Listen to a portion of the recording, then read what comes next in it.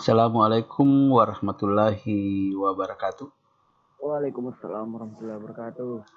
Oke, puji syukur kehadirat Allah Subhanahu wa Ta'ala karena rahmat dan taufiknya lah sehingga eh, kita masuk di pertemuan yang ke-24 ya. Sekarang kita masuk di pertemuan ke-24. Di pertemuan ke-24 ini kita sudah ada Yusril, sudah ada Erlangga. Oke, Erlangga, saya tanya, ada tugasnya di kumpul minggu lalu yang dipoto itu?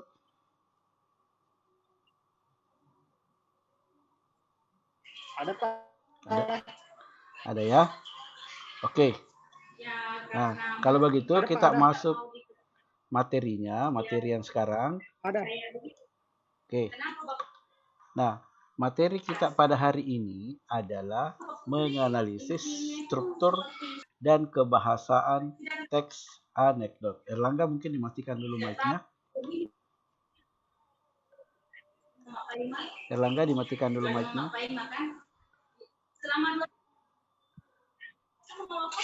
Erlangga dimatikan. Oke, saya matikan dulu mic-nya Erlangga. Oke, saya share screen. Sebentar dinyalakan. Nah, menganalisis struktur dan kebahasaan teks anekdot. Kalau kemarin itu kita belajar tentang laporan teks observasi, ada strukturnya. Kemudian kita belajar tentang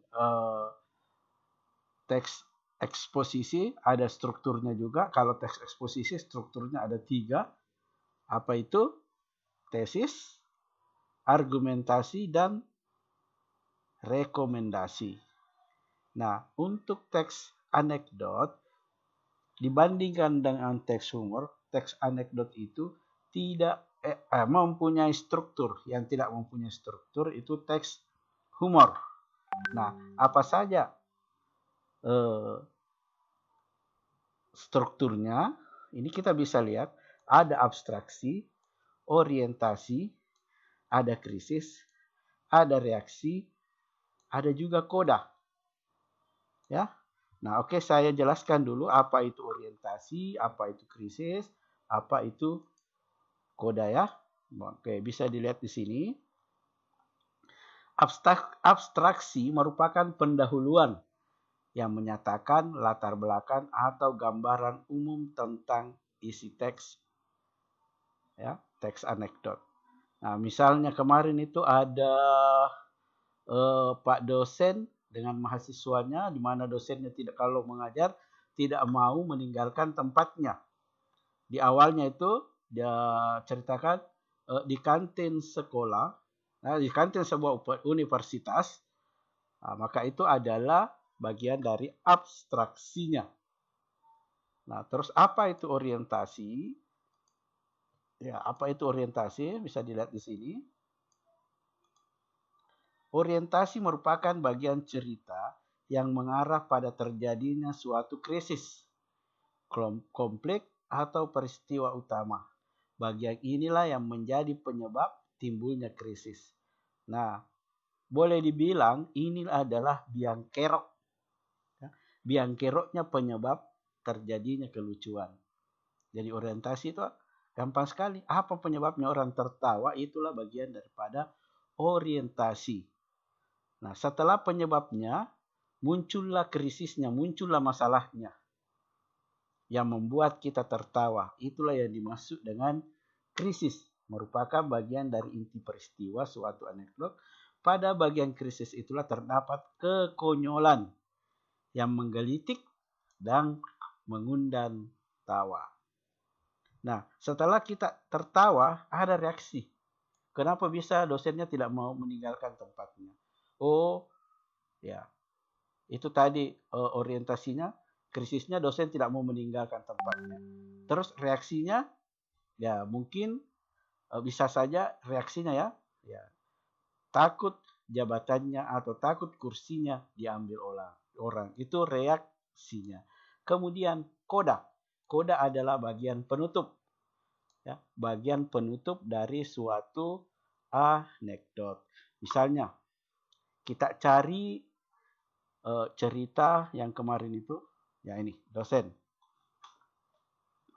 Nah, manakah yang masuk kategori abstraksi, memberikan gambaran yang jelas, yang menunjukkan ya, abstraksinya di kantin sebuah universitas. Ya. Ingat, sebuah teks anekdot, abstraksi itu bisa ada, bisa juga tidak ada. Kalau kita merujuk ke pengertiannya, ini menunjukkan latar belakang tempat, latar belakang, berarti ini ya, ini tidak ada abstraksinya, karena langsung ke orientasi yang menunjukkan latar belakang. Apa latar belakangnya ini? Sebuah universitas. Jadi abstraksi itu, ini abstraksi bagian awal boleh ada, opsional, artinya tidak ada juga tidak masalah, ada juga tidak masalah, opsional. Artinya boleh ada dan boleh tidak ada. Yang wajib pertama adalah orientasi. Kita lihat.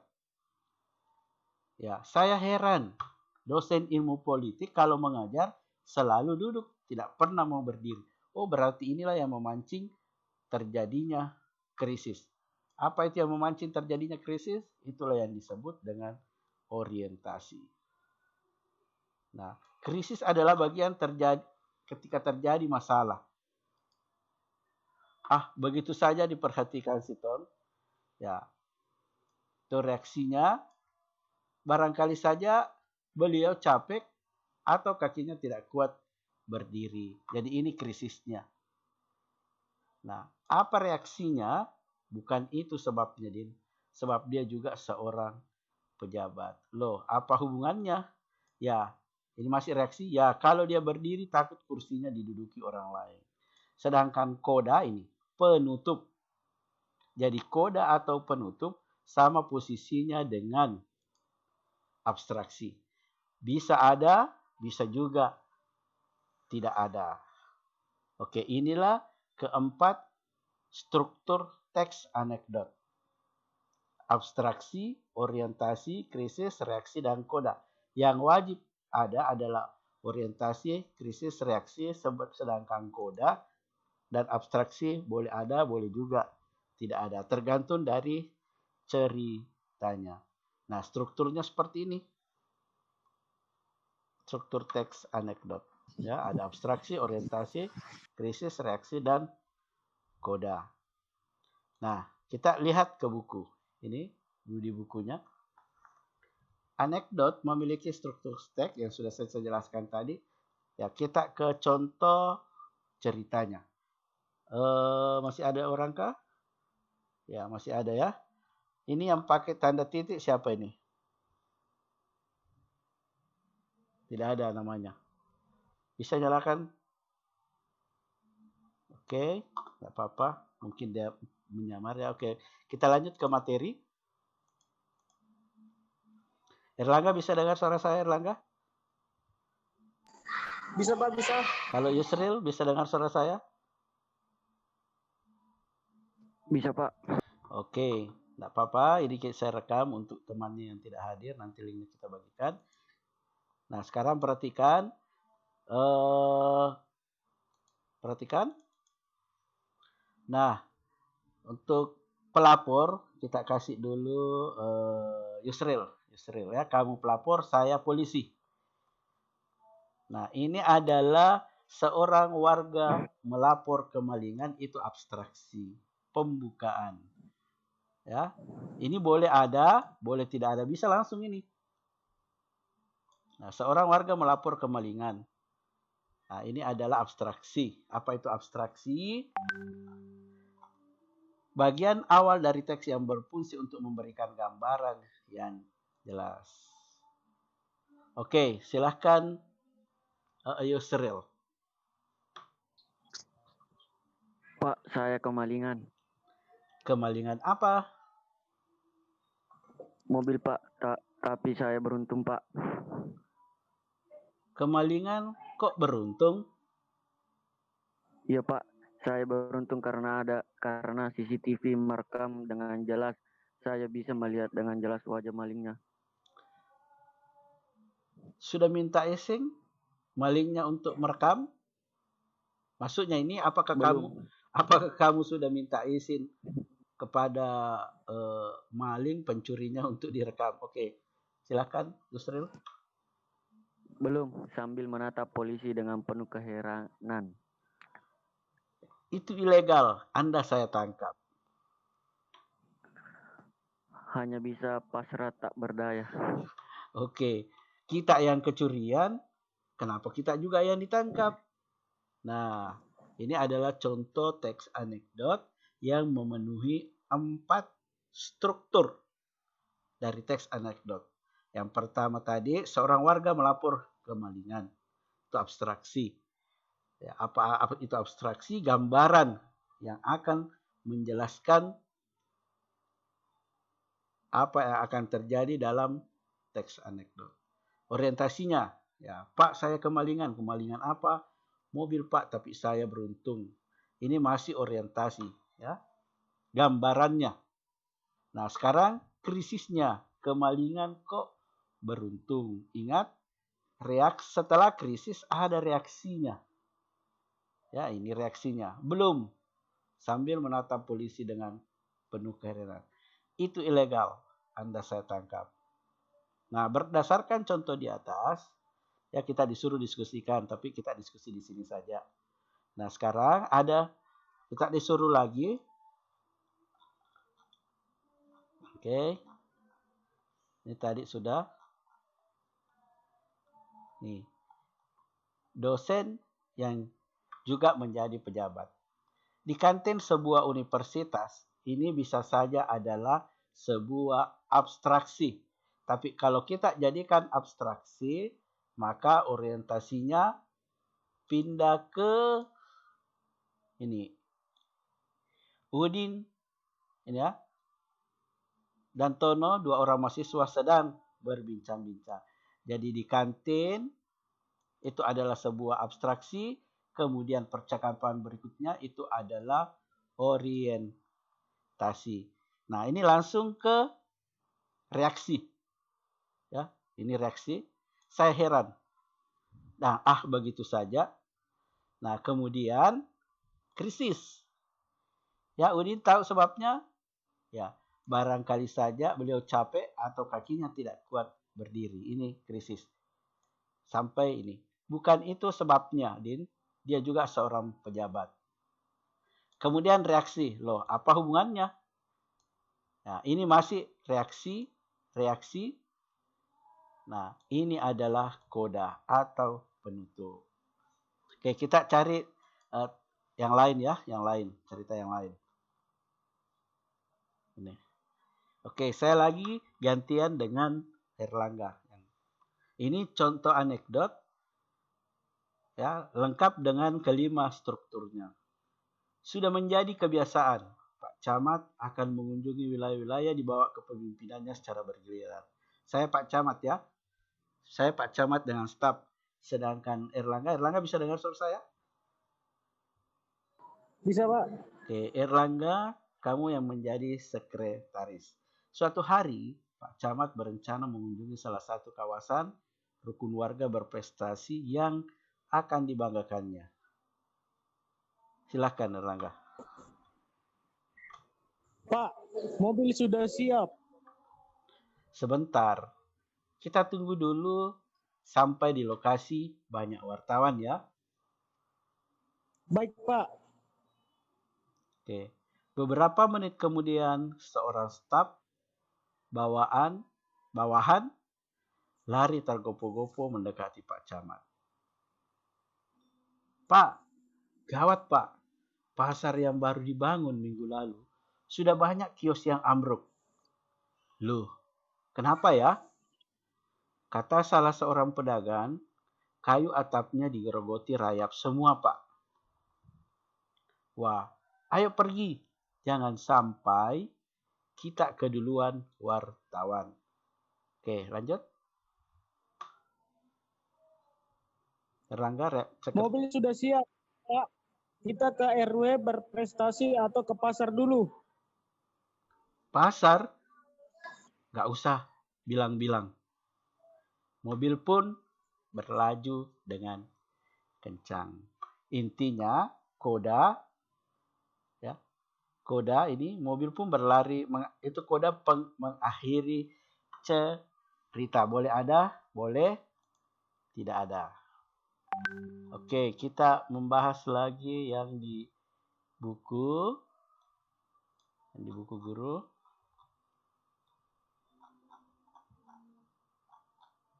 Oke, ini tadi juga sudah. Nah, jadi intinya struktur teks anekdot yaitu ada 5. Abstraksi, orientasi, krisis, reaksi, koda. Yang wajib ada adalah orientasi, krisis, reaksi. Namun, abstraksi dan koda boleh ada, boleh juga tidak ada. Oke, kita lihat ciri-cirinya tadi ini. Koda merupakan penutup atau simpulan sebagai pertanda berakhirnya cerita.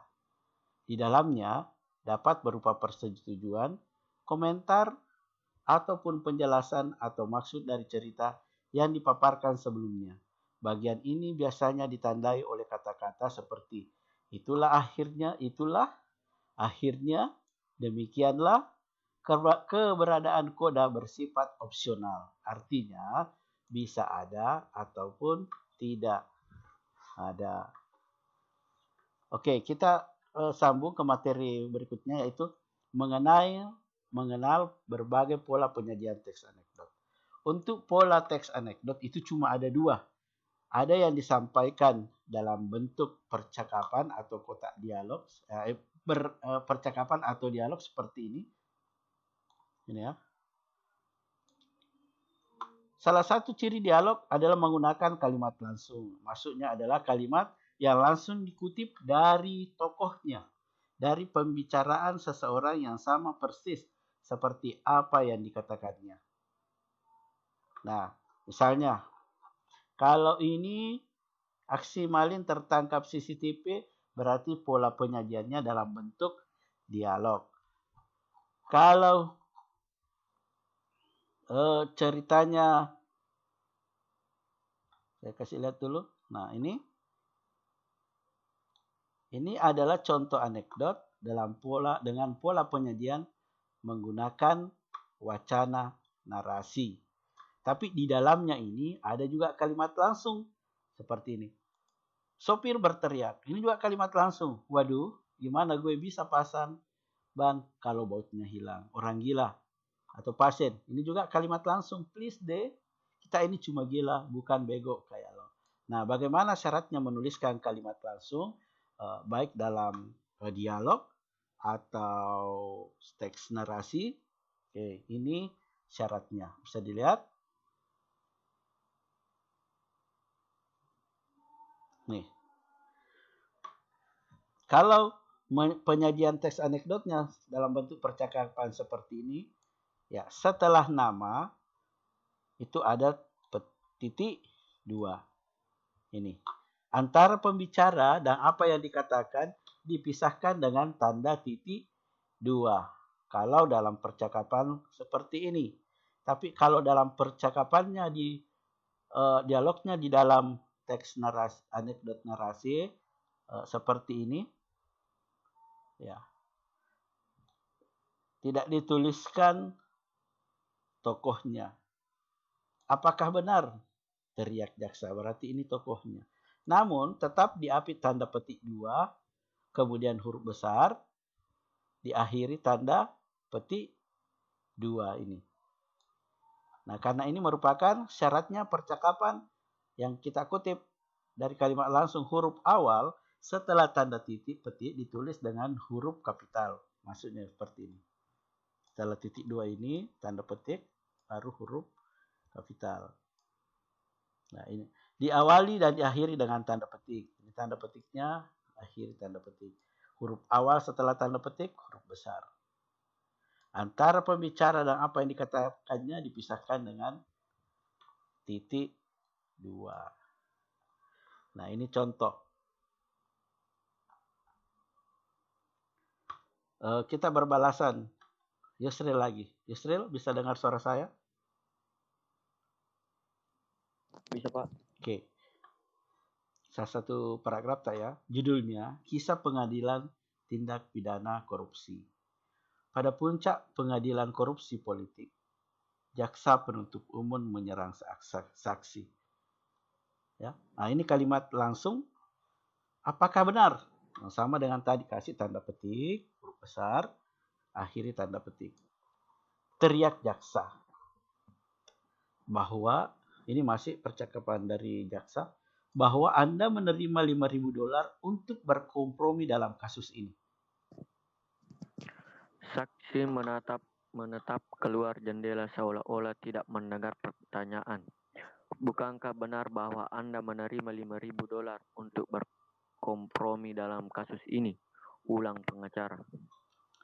Saksi masih tidak menanggapi. Akhirnya, ya, hakim berkata, ini kalimat langsung lagi, Pak, tolong jawab pertanyaan jaksa.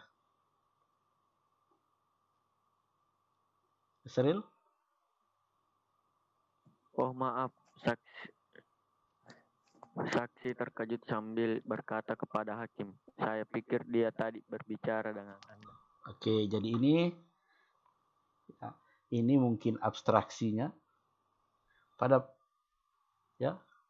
Kemudian setelah abstraksi ada orientasi. Orientasinya yang mana? Jaksa penuntut umum menyerang saksi. Apakah benar, teriak jaksa, bahwa Anda menerima $1.000 untuk berkompromi dalam kasus ini? Ya, krisisnya. Saksi menatap keluar jendela, seolah-olah tidak mendengar. Ini krisisnya ya. Pura-pura bego, padahal dia yang ditanya. Ya, karena tersangka korupsi ya pura-pura gila nih. Oke. Jadi pertemuan berikutnya kita masuk ke ini. Jadi poin penting materi kita hari ini adalah struktur teks anekdot yang terdiri dari 1. Abstraksi. Apa itu abstraksi? Apa itu orientasi? Apa itu krisis? Dan apa itu reaksi dan koda? Materinya itu juga sudah saya share di Classroom. Nanti bisa dilihat di situ. Akan saya share juga nanti di grup WhatsApp. Kemudian poin penting materi kita hari ini adalah bagaimana teks anekdot itu disajikan. Ada yang dalam bentuk wacana, ada yang dalam bentuk percakapan dialog. Namun, meskipun dalam bentuk wacana narasi ataupun dialog, ya rata-rata menggunakan kalimat, ada kalimat langsung di dalamnya. Nah, syaratnya menulis kalimat langsung, yang pertama, tokohnya dipisahkan tanda petik 2. Nih. Kemudian pembicaraan diawali tanda petik, kemudian huruf besar, dan diakhiri tanda petik. Oke, sampai di sini ada yang ingin ditanyakan? Oh, ternyata ada Ridwan Haris ya. Oke, kalau tidak ada silakan nyalakan videonya. Erlangga, Ridwan, Yusril. Kalau di sini laki-lakinya yang rajin. Oke, Yusril, Erlangga, Ridwan. Oke, Ridwan, kamu di mana? Ridwan, suaraku kedengaran tidak? Karena saya lihat kamu pakai headset. Saya juga pakai headset. Kemarin kan suaranya tidak jelas. Ridwan, bagaimana nak? Jelas suara saya kedengaran?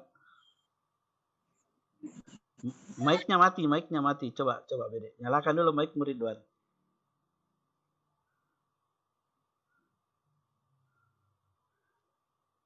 Oke. Berarti Ridwan mendengar suara saya ya. Tapi kita tidak bisa mendengar suaranya Ridwan. Ya. Karena suaranya Ridwan audionya itu kayaknya bermasalah. Tapi dia bisa mendengarkan kita kok. Oke. Nah, jadi saya ulangi kembali untuk pertemuan ke-24 ini. Poin penting adalah struktur teks anekdot yang terdiri dari 5. Dan yang kedua adalah pola penyajian teks anekdot. Ada secara dalam bentuk wacana narasi, ada dalam bentuk percakapan atau dialog. Namun, meskipun wacana, meskipun dialog itu tetap menggunakan kalimat ada kalimat langsung di dalamnya. Oke, saya absen ya. Oke, saya ulangi, saya absen.